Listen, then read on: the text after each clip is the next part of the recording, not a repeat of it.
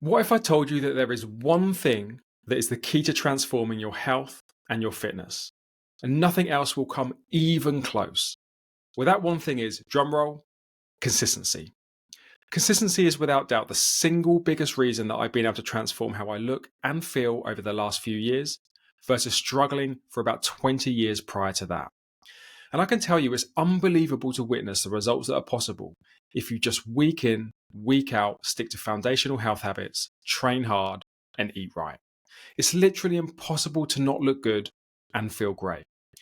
But here's the thing, I wasn't always consistent. I spent nearly 20 years struggling to get it right. And in those 20 years, I really did want it and I really did try very hard.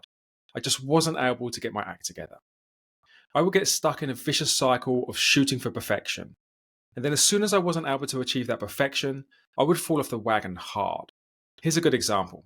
If I slipped on my diet, I would then fall into a long cycle of binging on all types of foods that were bad for me. It was some type of weird get it out of my system before I start again behavior. But really, it was just self-sabotage. Or it was as simple as I just couldn't seem to rustle up the raw discipline that was necessary for me to be consistent with my habits, training, and nutrition. All in all, there was just a lot of starting, then stopping, and then starting back up again. And by the way, each time I started back up, I would throw everything at it. But no amount of intense effort, even if I was giving it 120% for a short time, could make up for the lack of steady, consistent action. So in case I haven't made it clear enough, consistency is everything. You absolutely have to be consistent over a medium to long time frame if you want to get impressive results. Nothing else will work. So, the $1,000,000 question, what's the key then to being able to be consistent over a medium to long time frame? And what's the difference between those that struggle and those that find it easy?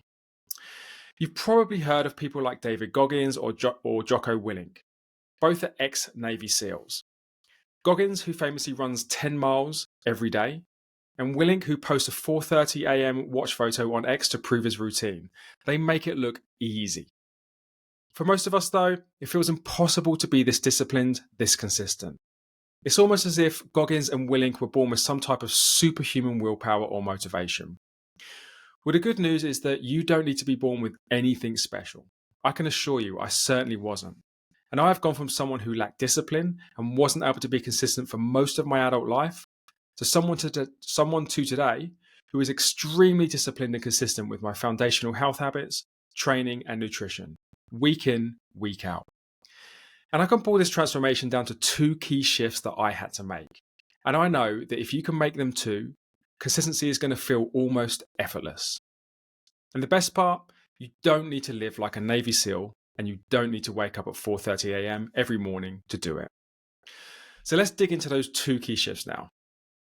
So the first shift is a framework that I use, which is super powerful. This framework has been instrumental in helping me move away from the shooting for perfection and falling off the wagon vicious circle that I would so often get stuck in. And I call it the great, good, okay, and bad week framework. And it goes like this. In short, all of your efforts over a week can generally be categorized into one of these four buckets: a great week, a good week, an okay week, and a bad week. Those are your four buckets. And the biggest shift that you need to make is actually one of mindset. And that's because you need to really understand that you do not need to be consistently perfect to get the results that you want. Let me say that one more time because it's crucial. You do not need to be consistently perfect to get the results that you want. In fact, ironically, aiming for perfection is a surefire way to not get the results that you want. You can absolutely afford some bad and okay weeks in the mix of things and still achieve incredibly impressive results. And what I want to do is give you a quick highlight of what great, good, okay, and bad weeks look like for me, as well as how many of each you probably want to aim for. So let's start with great weeks, the first bucket. And I'll let you into a little secret. Great weeks are actually kind of rare. I'm talking about those weeks where you just seem to have the Midas touch. You hit almost every single note, and it's hard to even find a crack in anything that you did. Great weeks tend to come round probably only about 10% of the time, actually. So that's literally one every 5 weeks or so. And for me, a great week would probably look something like this: 3 weight sessions with some good progression, 3 hours of zone 2 cardio, an average of 10k steps. I would hit my calories target and I would eat on average 175 grams of protein, and I would eat over 70% whole foods. And overall, I would just have a very strong week for my foundational habits, probably 90% adherence. And this is just a picture perfect week, and I couldn't wish for anything more. But as I said, great weeks really only show up now and again, probably one in every 5 weeks or so. And the stars have to align for me to be able to come in this strong. In fact, I can't even remember a time where I managed 2 consecutive weeks. So that's the first bucket. The second bucket is a good week. And honestly, good weeks are the norm for me nowadays. And they tend to happen about 50% of the time. And a good week for me is usually where a lot of what I just described happens, but I also fall short on a few of those things. Perhaps I was able to get half of my zone 2 cardio done. My whole foods probably fell to about 60%. And on top of that, I might have struggled with 1, perhaps maybe even 2 of my foundational health habits. In the grand scheme of things, I still did a lot of very good things right. But I dropped the ball on a few things that just make it fairly obvious to point out where I fell short. And falling short on a few things when you did most other things right isn't a bad place to be at all. In fact, that's why it's not called a bad week, it's actually called a good week. It's a good place to be. And you can't be great at everything, week in, week out. Life is just going to get in the way. Sometimes you'll make mistakes or have a lapse in willpower or discipline. It happens. And when it happens for a few things, it usually means that I'll have to settle for the week to be good, but not great. So the third bucket is an okay week. And for me, these tend to show up probably about 20% of the time. So again, as a reminder, that means about every 5 weeks or so. And on the surface, it sounds bad to say that you'll have an okay week every 1 in 5 weeks. It instinctively feels too frequent, but realistically, that's just how often they show up for me. An okay week for me is where I fall short on more than just a few things. I'm probably dropping the ball actually on maybe half of the things that I'm trying to do. Maybe I only got 2 weight sessions in. I only got about an hour of zone 2 cardio in. My steps probably took a big hit and I only got 5k on average. And then nutrition and habits across the board were probably a bit hit and miss. So yeah, just okay.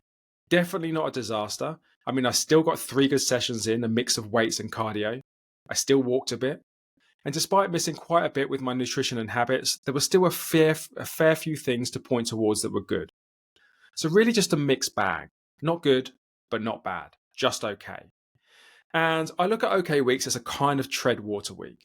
Having too many of them certainly will stop you moving forward. But at the same time, there's enough being done in there to keep your head above water and to stay somewhat neutral. And I usually hit an okay week when I have a lot of stress in my personal life, or perhaps I'm starting to feel some burnout and I just need to rest. Or maybe sometimes when I have too many travel commitments or social commitments, and then this will disrupt my routine and just make things harder. And as I've said a lot in this episode, that's just how it goes sometimes. You have to take the rough with the smooth. Some weeks you will feel okay and things will just be a bit flat. And you need to just accept them and move on to the next week. Push to get another good or great week under the belt. All right, now for the fourth bucket, and that's a bad week. And a bad week tends to come round probably only about 5 to 10% at a time. So roughly 1 in every 5 to 10 weeks. And it's fair to say that bad weeks are pretty much disasters. They usually involve quite low activity across the board, a fair amount of falling off the wagon when it comes to nutrition and habits. And these are just the sort of weeks that you just want to forget about. For whatever reason, burnout, bad sleep, stress, or maybe just simply losing your grip on things for a bit, the week just ends up being a bit of a car crash. And when these weeks happen, you just need to forget about them and put them behind you. Understand that they do not define you. Great, good, and okay weeks came before it, and they will come after it. And if you have enough progress and momentum behind you, it will certainly take more than a bad week to make a dent in things. So on the whole, just see bad weeks for what they are, a blip. So a bit of a recap so far on the first key shift. The biggest thing to remember is this: you do not need to be consistently perfect to get the results that you want. It's impossible to have perfect or great weeks every week. You know this. Having this expectation of yourself is only going to get you stuck, because the moment that you fall short, you're going to feel terrible about yourself. This then leads to self-sabotage type of behaviors, which will kill consistency in its track.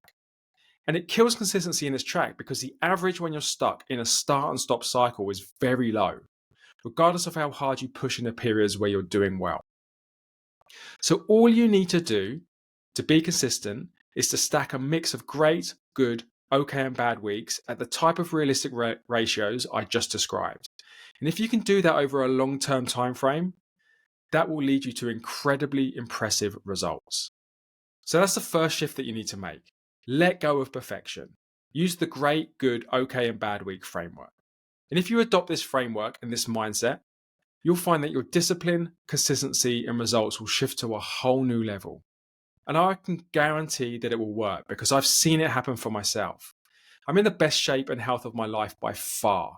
And I did it by using this framework to be consistent. So now let's get on to the second shift. And this is where we're going to go back to foundational health habits.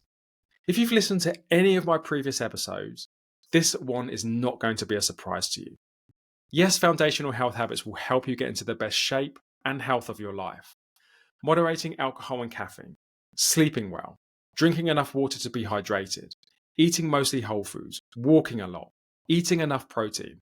There's not a lot of debate that these things are going to objectively improve your health and your fitness. But as I've said many times before, the direct health benefits you get from these are only part of the prize, and arguably, they are actually the least important part of the prize. Building foundational health habits into my life has helped me become someone who can now operate at a whole new level. It's like I'm a completely different human being, someone who is so much more confident, disciplined, and ultimately, someone who is now much, much more capable. If I now look at what I'm able to be consistent with on a weekly basis, it would have been unfathomable for me to imagine that for myself only 2 years ago.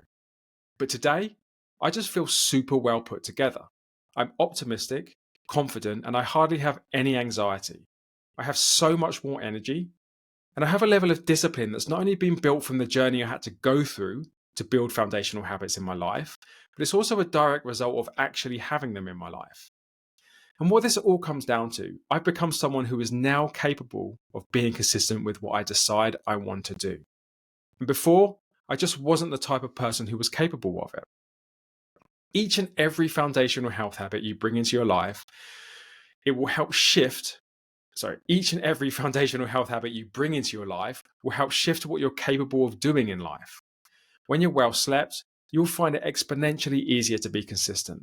Same goes for being well hydrated, being active, reducing your alcohol intake, etc. I won't go through every habit, but you get the point. Each of the foundational health habits, and particularly the compounding nature of several of them, will exponentially improve your discipline and your ability to be consistent. So actually, this second shift is far more important than the first. Yes, the great, good, okay, and bad week framework is a really powerful tool to help you achieve consistency. But if you lack the pure capability, if you're not someone who is capable of sticking to something, no amount of framework is going to help you. So I encourage you to build foundational health habits into your life starting today. Go through my previous episodes where I detail what the 7 foundational health habits are, and feel free to copy my approach to tracking them. I can guarantee that you won't regret it, because it will unlock a capability that has a potential to transform your whole life, not just your health and your fitness. And as usual, I'm just an email away if you want any help with it. So let's wrap the episode with a bit of a summary. Consistency is the biggest thing you are going to have to nail if you want to transform your health and fitness and actually anything in your life. You have to be able to week in, week out, consistently stick to the plan. And no amount of hacks or intensity will make up for a lack of consistency. By adopting the great, good, okay, and bad week framework and building foundational health habits into your life, you will transform yourself into someone who is capable of being disciplined for the work that lies ahead. And that is what will get you the results that you want. I hope you found this episode useful, and good luck on your journey.